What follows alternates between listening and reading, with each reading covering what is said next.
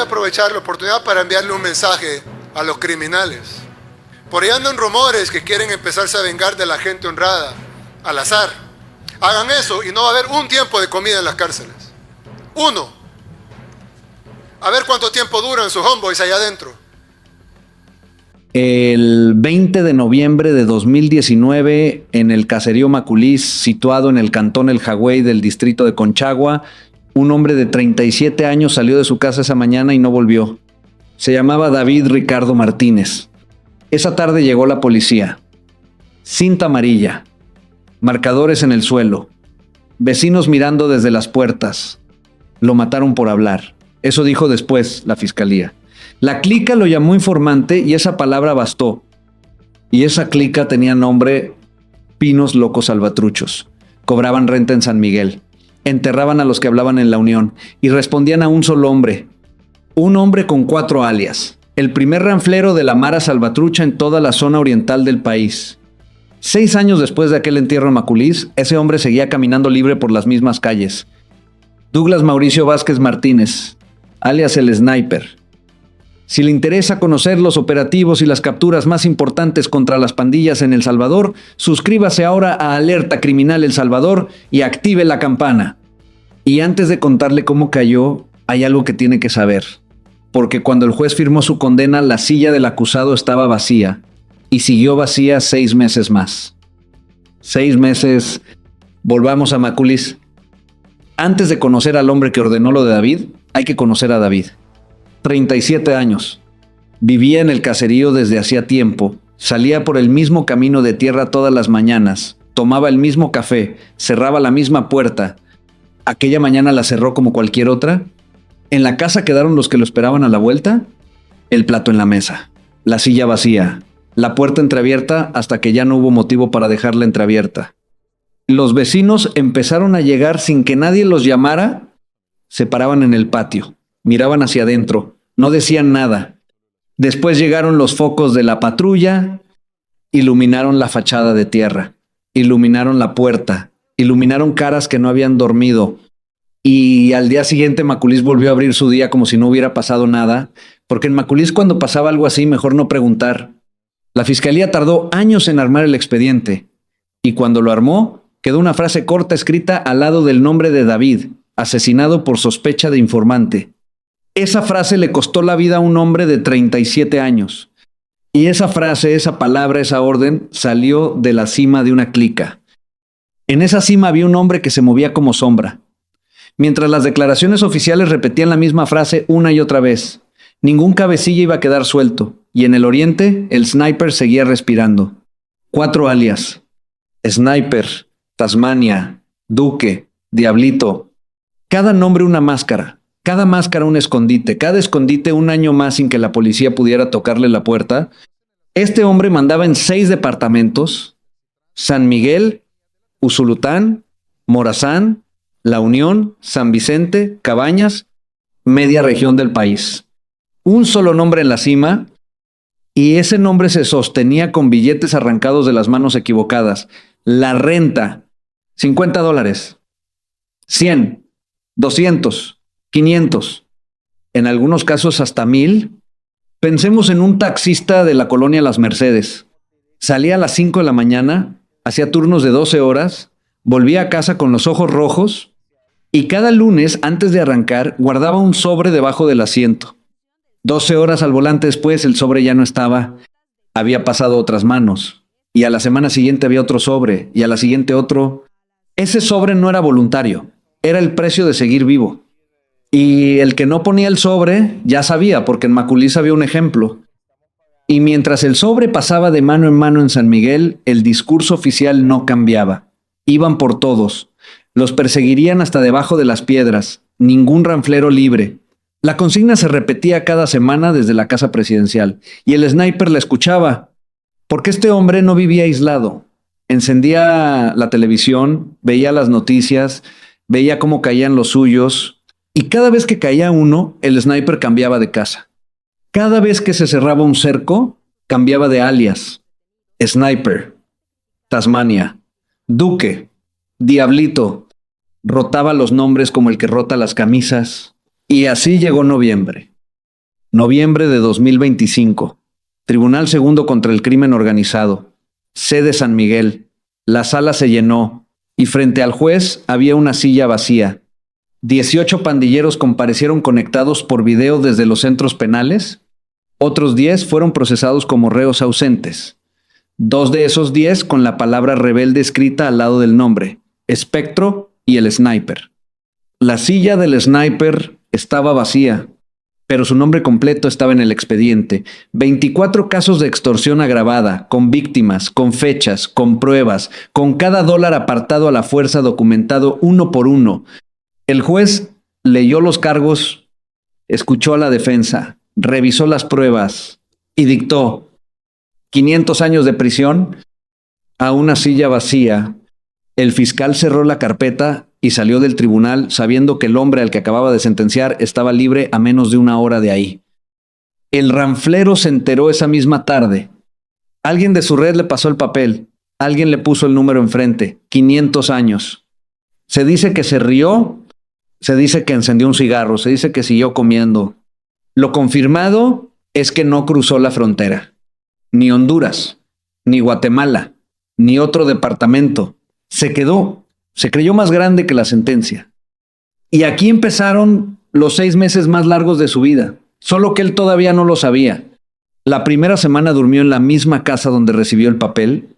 A la segunda semana ya no. Alguien le avisó que un carro había pasado 2 veces por la esquina. Empacó lo poco que tenía. Un teléfono, 2 camisas, una pistola y se fue a otra casa.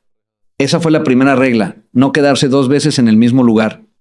La segunda regla: nunca abría en la puerta. Otro abría, otro miraba primero por la rendija, otro daba el visto bueno y solo entonces se dejaba ver. La tercera regla: nunca 2 veces por el mismo camino. Cuando se movía de noche, en vehículos ajenos, con la cabeza baja, con la gorra puesta, con otro hombre al lado que hablaba por él en los retenes que todavía no eran retenes. Diciembre pasó, enero, febrero. El ranflero llevaba en la muñeca un reloj barato que compró en un mercado del Oriente y que no dejaba de mirar. Sabía que cada día que pasaba era un día más que llevaba de ventaja. Lo que no sabía era que su ventaja se acortaba semana a semana. Porque mientras él dormía en camas ajenas, en una oficina de la división élite, alguien encendió una lámpara y no la apagó en 6 meses. Sobre la mesa había fotos del Sniper. Fotos con Sniper escrito abajo. Fotos con Tasmania escrito abajo. Fotos con Duque. Fotos con Diablito. En la pared, un mapa del Oriente, había chinches rojas marcando cada colonia donde alguien había dicho verlo, chinches marcando cada casa donde alguien había dicho que dormía, chinches marcando cada carro que aparecía 2 veces en el mismo lugar. Al principio había 60 chinches, 60 puntos posibles en 6 departamentos. Los analistas empezaron a tachar. Casa descartada. Un vecino aseguraba haberlo visto. Los agentes fueron, vigilaron 2 noches, fotografiaron a todo el que entraba y salía. No era él. Chinche tachada. Casa descartada. Alguien avisó que un hombre con las mismas señas estaba parando en un cantón. Los agentes montaron guardia. Se pasaron 48 horas mirando. Cuando el hombre salió, resultó ser otro pandillero. Importante, pero otro. Chinche tachada. Ruta que no llevaba a ningún lado. Nombre que no era. Placa que era la de otro. Fotografía que no cuadraba. Y de vez en cuando silencio. Semanas enteras sin una sola pista nueva. En esas semanas de silencio, alguien en la oficina apagaba la luz un momento, se pasaba la mano por la cara y volvía a encenderla. Porque un ranflero de este perfil no se buscaba con prisa. Se buscaba con paciencia. Y con la certeza de que tarde o temprano iba a moverse mal, y el Sniper se movió mal, un informante los llevó hasta una casa en el norte de San Miguel. Los agentes se prepararon, vigilaron 2 días, entraron. La casa estaba vacía, había pasado por ahí, se había ido esa misma mañana, habían llegado tarde por horas, pero por primera vez en meses tenían algo real, un ropero abierto, una lata de comida a medias, una colilla, un olor, el olor de un hombre que había dormido ahí la noche anterior. Alguien pegó una nueva chinche en el mapa y a partir de ese día, esa chinche empezó a hablar, porque la casa vacía llevaba a otra casa, y la otra casa llevaba un vehículo, y el vehículo llevaba una placa, y la placa llevaba un dueño, y el dueño llevaba otro dueño, y otro dueño llevaba un taller. un taller mecánico en el barrio Concepción, en pleno San Miguel. Al principio no le prestaron mucha atención, era un taller cualquiera, pero un informante habló y un vehículo apareció en la puerta a una hora en la que un taller no recibe visitas y otra chinche cayó al lado de las otras. Las últimas semanas los analistas ya no tacharon casi nada, solo confirmaron una foto satelital, una revisión discreta al frente, un agente de civil pasando por la acera, un vecino que sin querer mencionó que ahí paraba un hombre nuevo que no era del taller. Semana tras semana el mapa fue quedando con menos chinches. Departamento tras departamento, colonia tras colonia, cuadra tras cuadra, hasta que solo quedó una chincha roja pulsando sobre un punto exacto del barrio Concepción. 28 de mayo de 2026. Mañana, barrio Concepción, San Miguel. Los buses pasaban, los vendedores acomodaban sus puestos, las persianas subían, los taxistas de las Mercedes arrancaban con el sobre debajo del asiento. Ninguno sabía, ninguno se imaginaba que a pocas cuadras estaba cerrando la puerta de la estructura que les cobraba. En una calle del barrio había un taller mecánico. Uno más entre tantos, puerta metálica cerrada, fachada gastada, sin letrero llamativo, sin nadie visible desde afuera. Nada quisiera pensar que dentro estaba el primer ranflero de 6 departamentos, pero ahí estaba. Y adentro, al lado del cuerpo del sniper, 3 armas de fuego de diferentes calibres, todas ilegales, todas cargadas, todas al alcance de la mano. Este hombre no dormía, dormía armado, no estaba escondido, estaba preparado, esperaba que llegaran y afuera empezaron a llegar, en silencio. 2 cuadras antes del taller, los vehículos oficiales apagaron los faros. El motor bajó a un ronroneo apenas audible, se detuvieron. Los agentes bajaron, chaleco, casco, fusil, radio pegada al pecho. Nadie hablaba, cada uno sabía dónde iba. Un equipo cubrió la entrada principal, otro cubrió las salidas laterales, otro bloqueó los accesos por atrás, otro subió una azotea. Cada agente en su posición, cada arma lista, cada radio muda, cada respiración contenida. Adentro, el sniper, con sus 3 armas, sin saber que a menos de 1 metro de la puerta ya había hombres armados esperando la señal. Un agente miró su reloj. Otro miró la puerta. Otro esperó la voz por el auricular. La voz llegó. El agente que estaba pegado a la puerta levantó la mano. 3 dedos. 2 dedos. 1 dedo. Ahora, los agentes cruzaron la puerta del taller. Y en cuestión de segundos, el hombre que mandaba en 6 departamentos entendió que su reinado había terminado. El primer agente entró con el fusil arriba, vio al sniper girar la cabeza, vio la mano del sniper moverse hacia la mesa donde estaban las armas, no le dio tiempo. El segundo agente ya estaba encima, el tercero cubría el ángulo, el cuarto entró por atrás. Voces cortas. Al suelo. Manos en la nuca, suelta lo que tienes, al suelo. El sniper cayó de rodillas primero, después boca abajo, las manos temblando en la nuca por primera vez en muchos años. Un agente pisó las armas para alejarlas. Otro le puso las esposas. Otro lo levantó tomándolo del brazo. Ni un disparo, ni un grito, ni una palabra del sniper, solo la respiración pesada de un hombre entendiendo que se acabó. Lo sacaron del taller con la cabeza baja. Al otro lado de la puerta estaba la calle. La misma calle que llevaba a la colonia Las Mercedes. La misma calle por donde cada lunes pasaba un taxista con un sobre debajo del asiento. Ese taxista no vio la escena, pero a partir de esa hora el sobre no volvió a la misma mano. Piense en lo que había en cada una de esas 3 armas. Cada una era una orden que todavía podía darse. Un David Ricardo Martínez más que todavía podía caer en cualquier caserío, una familia más que todavía podía enterrar a alguien esta semana. Mientras el sniper tuviera esas armas y esa libertad, el peligro seguía activo en Las Mercedes, en Nueva Belén, en Milagro de la Paz, en San Nicolás, en La Merced y en los caseríos como Maculis. Por eso las fuerzas especiales llegaron a tiempo. Piense también en el taxista que esa noche llegó a su casa y encendió el televisor, Ese taxista había puesto el sobre debajo del asiento durante años. Había vivido con el miedo metido en el cuerpo. Había dejado de ser dueño de lo que ganaba. Y esa noche vio la imagen en la pantalla. El hombre que estaba en la cima de los que le cobraban. Esposado, bajando de un vehículo, cabeza gacha. Ese taxista respiró. Respiró también el comerciante del centro. Y el transportista. Y el vecino de Nueva Belén que llevaba años bajando la voz cuando escuchaba uno de los 4 alias. Pero hubo una casa en Maculis que no encendió el televisor con alegría. En esa casa alguien apagó la luz temprano. Alguien se sentó en la misma silla en la que David se sentaba a comer. Alguien miró la puerta. 6 años después, esa puerta seguía sin abrirse con los pasos de David y no se iba a abrir nunca más. Pero por primera vez desde 2019, esa casa supo que el hombre que ordenó lo de David ya no estaba en la calle, que ya no dormía tranquilo, que ya no comía tranquilo, que ya no daba órdenes. Para esa casa la caída del sniper no borra el vacío, pero sí devuelve el sueño. Y todavía queda una pregunta abierta, porque durante esos 6 meses en que este hombre estuvo prófugo con 500 años encima, no estuvo solo.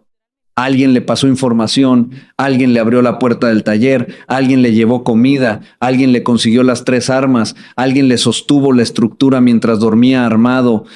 Y esos alguien tienen nombre, tienen dirección y siguen ahí, porque este nuevo El Salvador ya lo ha demostrado con los Pinos Locos Salvatruchos.